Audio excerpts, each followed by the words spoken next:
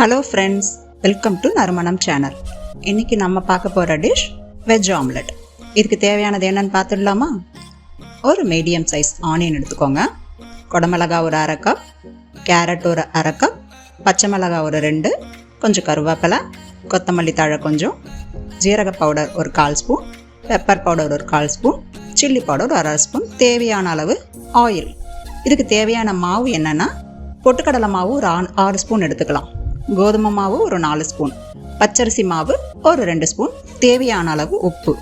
இதை எடுத்து வச்ச பிறகு நம்ம ஸ்டவ் ஆன் பண்ணிவிட்டு ஒரு கடாயை வச்சு, கடாய் ஹீட் ஆனதும் ஆயில் ஊற்றிடலாம். ஆயில் காஞ்சதும் கருவேப்பிலையை போட்டு பொரியட்டும். கருவேப்பிலை பொரிஞ்சதும் அரிஞ்சு வச்சுருக்க வெங்காயத்தை போட்டு வதக்கலாம். ஆனியன் அரை வதங்கல் வதங்கினதும் நம்ம கேரட்டை சேர்க்கலாம். ஆனியன் வதங்குது.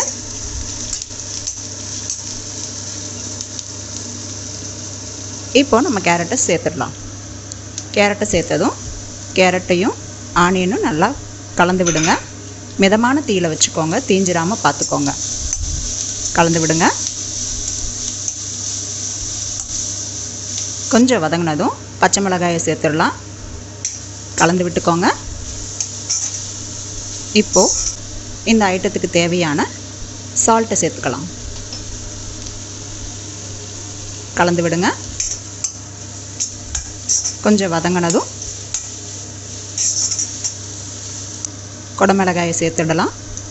குடமிளகாய் அதிகமாக வதங்கணுன்ற அவசியம் இல்லை, கொஞ்சம் க்ரன்ச்சியாக இருந்தால் சாப்பிடும்போது நல்லா இருக்கும். கலந்துக்கோங்க. கொஞ்சம் மஞ்சத்தூள் சேர்த்துக்கலாம்,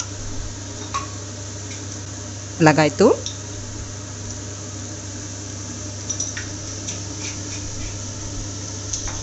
மிளகுத்தூள்,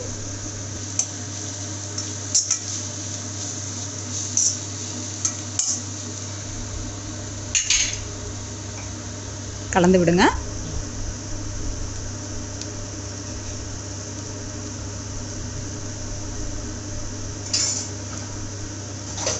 தீயை மிதமாக வச்சுக்கோங்க.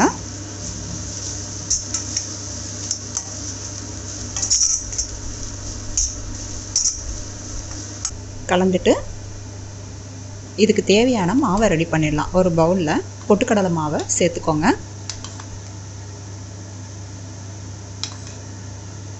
கோதுமை மாவு, பச்சரிசி மாவு, 3 மாவையும் சேர்த்துட்டு நல்லா கலந்து விட்டுக்கோங்க. கலக்கலாம்.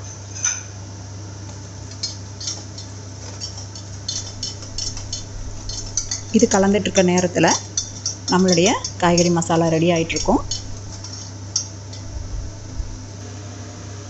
ரெடி ஆயிடுச்சு.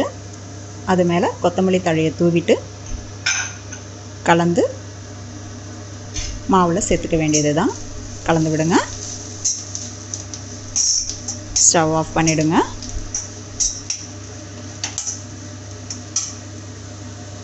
இப்போது அந்த மசாலா கலவையை எடுத்து நம்ம கலந்து வச்சுருக்க மாவில் சேர்த்துக்கலாம்.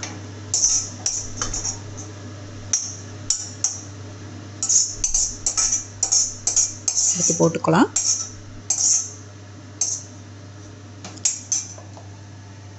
மாவோட இந்த காய்கறி கலவையை நல்லா கலந்து விட்டுக்கலாம் தண்ணி ஊற்றுறதுக்கு முன்னாடி. ஏன்னா உடச்சக்கடலை மாவு சேர்த்துருக்கிறதுனால கட்டி தட்டிடும். அதனால் கலந்து விட்டுட்டு கொஞ்சம் கொஞ்சமாக தண்ணி ஊற்றி நம்ம கலந்துக்கலாம். சேர்ந்து வரா மாதிரி கலந்து விடுங்க. இப்போது கொஞ்சம் தண்ணியை ஊற்றி மெதுவாக கலந்துக்கலாம். தோசை மாவு பதத்துக்கு வரட்டும்.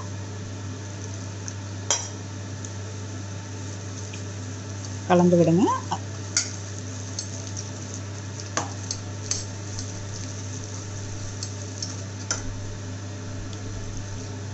கொஞ்சம் கொஞ்சமாக தண்ணி ஆட் பண்ணிக்கோங்க. அதுக்கு முன்னாடி ஸ்டவ் ஆன் பண்ணி பேனை வச்சுடுங்க. சூடாகட்டும் பேனு. பேன் சூடானதும் ஆயில் ஊற்றிடலாம். இதோ நம்ம மாவு ரெடியாக இருக்குது ஆம்லெட்டுக்கு. பேனும் சூடாகிட்ருக்கும். நம்ம ஆம்லெட் ரெடி பண்ணிட வேண்டியது தான்.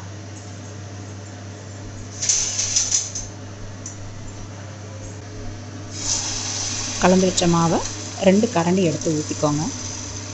ரொம்ப கனமாக வேண்டாம், மீடியம் சைஸில் வரா மாதிரி திக்னஸ் வச்சுக்கோங்க. அப்போ தான் நல்லா வேகும்.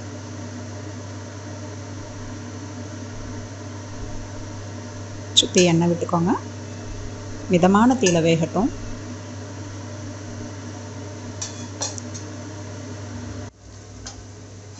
இப்போது வெந்துருச்சு, திருப்பி போடலாம்.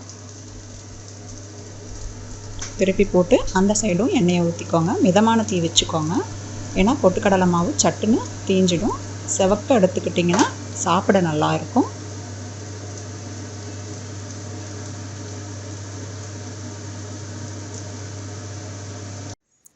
இதோ நம்ம வெஜ் ஆம்லெட் ரெடி ஆயிடுச்சு. இந்த டிஷ் பிடிச்சிருந்தா லைக் பண்ணுங்கள். இது மாதிரி நிறைய வீடியோ பார்க்கணும் மறக்காமல் எங்கள் சேனலை சப்ஸ்கிரைப் பண்ணுங்கள். தேங்க்யூ ஃபார் வாட்சிங்.